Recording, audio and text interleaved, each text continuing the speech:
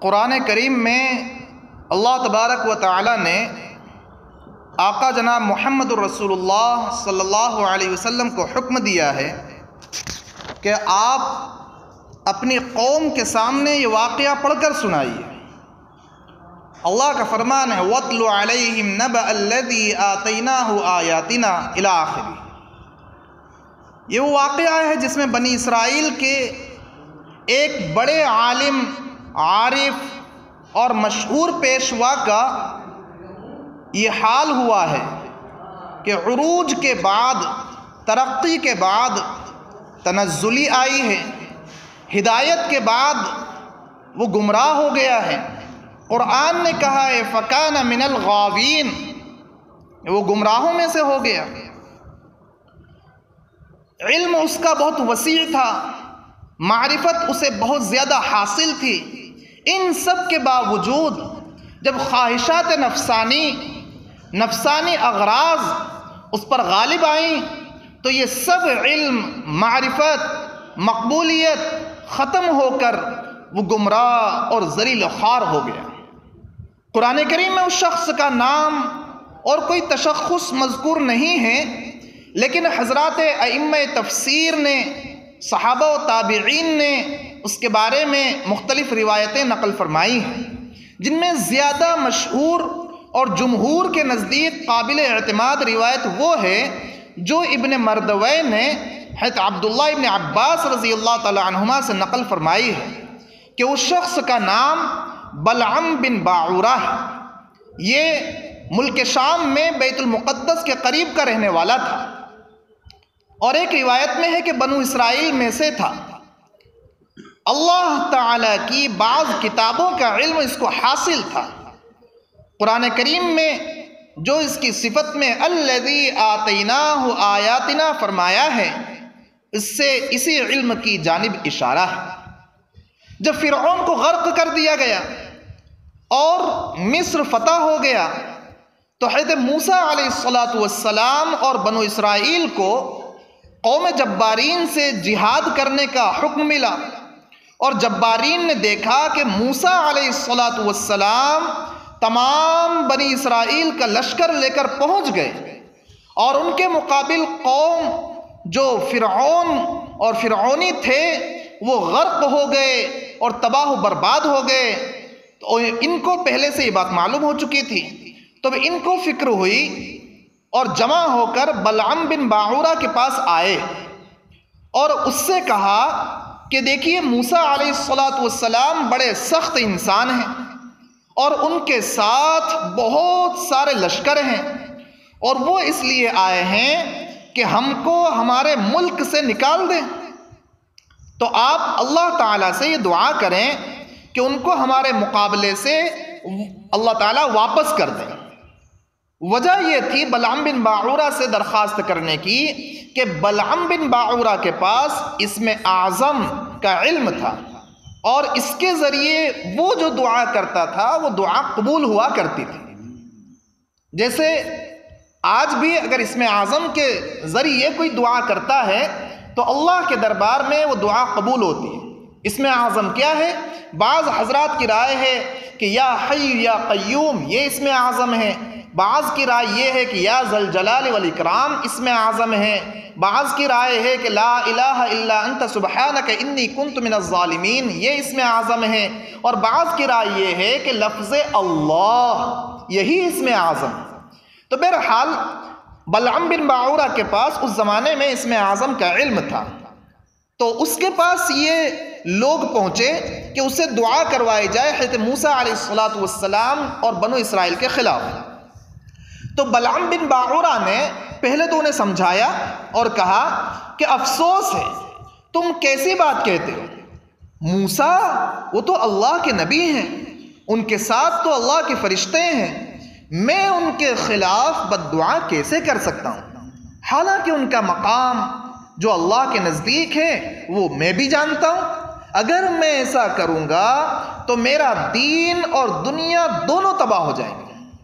ان لوگوں نے بہت اصرار کیا، تو اس پر بلعم نے کہا کہ اچھا ایک کام کرتے ہیں، میں اپنے رب سے اس معاملے میں معلوم کر لیتا ہوں، کہ اللہ کی طرف سے ایسی دعا کرنے کی مجھے اجازت ملتی ہے یا نہیں ملتی ہے۔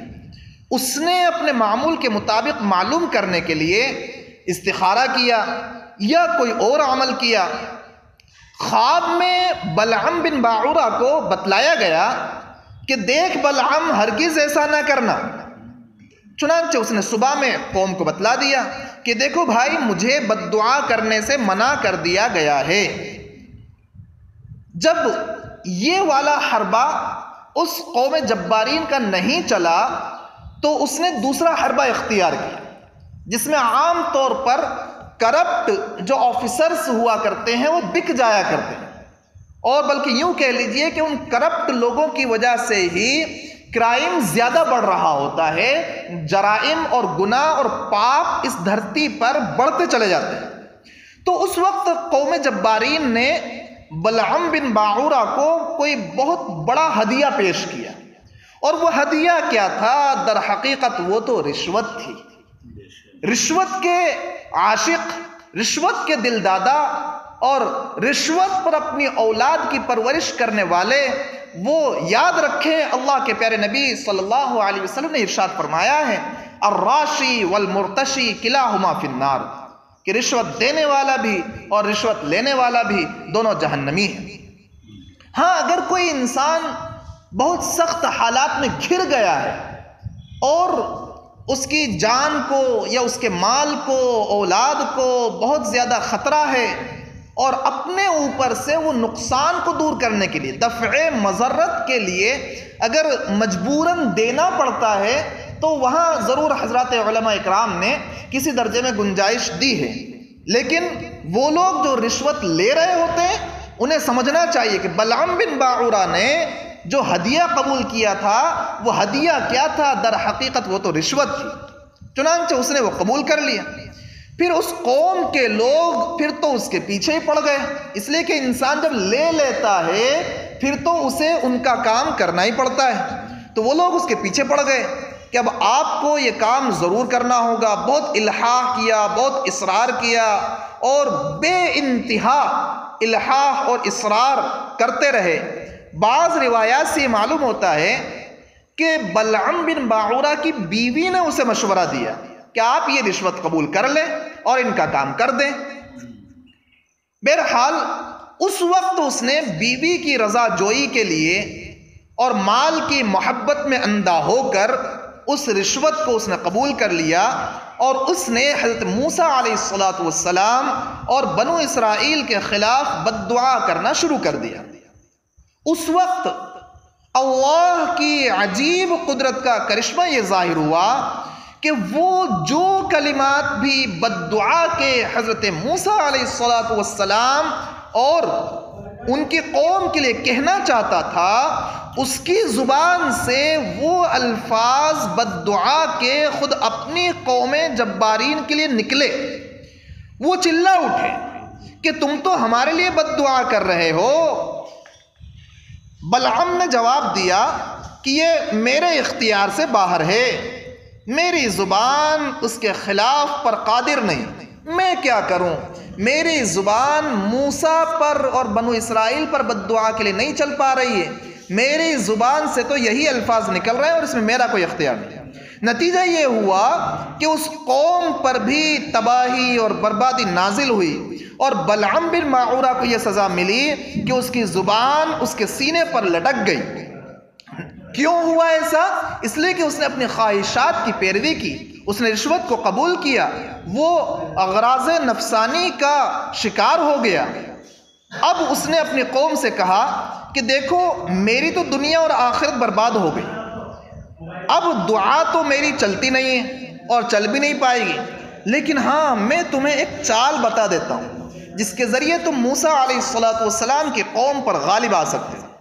وہ چال یہ ہے کہ تم اپنی حسین، جمیل، خوبصورت لڑکیوں کو خوب مزین کر کے اور خوب بناؤ سنگار کے ساتھ بنو اسرائیل کے لشکر میں بھیج دو، اور ان کو یہ تاکید کر دو کہ بنو اسرائیل کے لوگ ان کے ساتھ جو کچھ کریں انہیں کرنے دیں، یعنی کہ عزت پر ہاتھ ڈالیں، عزت پامال کریں، سب کچھ کرنے دیں، رکاوٹ نہ بنے۔ یہ لوگ مسافر ہیں، اپنے گھروں سے مدت کے نکلے ہوئے ہیں، اس تدبیر سے ممکن ہے کہ یہ لوگ حرام کاری میں مبتلا ہو جائیں، اور اللہ تعالیٰ کے نزدیک حرام کاری انتہائی مبغوض چیز ہے۔ جس قوم میں یہ ہو، سنو میرے بھائیو، دل سے سنو، دل کے کانوں سے سنو، جس قوم میں یہ بدکاری حرام کاری ہو، اس پر ضرور اللہ کا قہر اور اللہ کا عذاب نازل ہوا کرتا ہے۔ وہ قوم فاتح اور کامران اور کامیاب نہیں ہو سکتی۔ چنانچہ بلعم کی یہ شیطانی چال ان کی سمجھ میں آ گئی، اس پر عمل کیا گیا۔ بنو اسرائیل کا ایک بڑا آدمی اس چال کا شکار ہو گیا اور وہ شہوت میں مغلوب ہو کر اس شیطانی چال کا گویا کہ شکار بن گیا۔ حضرت موسیٰ علیہ السلام نے اس کو اس وبال سے روکا، مگر وہ باز نہیں آ پایا اور شیطانی جال میں مبتلا ہو گیا، جس کا نتیجہ یہ ہوا کہ بنو اسرائیل میں سخت قسم کی وبا، سخت قسم کا طاعون، سخت قسم کی مہاماری پھیلی، جس کی وجہ سے ایک روز میں، ایک دن میں 70,000 اسرائیلی مر گئے۔ اللہ اکبر! یہاں تک کہ جس شخص نے برا کام کیا تھا اس جوڑے کو بنو اسرائیل نے قتل کر کے منظر عام پر لٹکا دیا کہ سب لوگوں کو عبرت حاصل ہو، اور سب نے مل کر توبہ کی، تب جا کر یہ طاعون رفع دفع ہوا ہے۔ میرے بھائیو، رشوت، کالا بازاری، حرام کاری اور یہ بدکاری، یہ اس طرح کی چیزیں جن کے نتیجے میں طاعون اور جن کے نتیجے میں مہاماری اور جن کے نتیجے میں اس طرح کی وبائیں وہ آیا کرتی ہیں، ہم تمام کے لیے ضروری ہے کہ ہم تمام اپنے آپ کو ہر قسم کے جرم سے، گناہ سے پاک صاف رکھنے کی کوشش کریں۔ اللہ تبارک و تعالی ہم تمام کو اچھے اعمال کرنے کی توفیق عطا فرمائے اور برے کاموں سے ہم سب کی حفاظت فرمائے۔ وآخر دعوانا ان الحمد للہ رب العالمین۔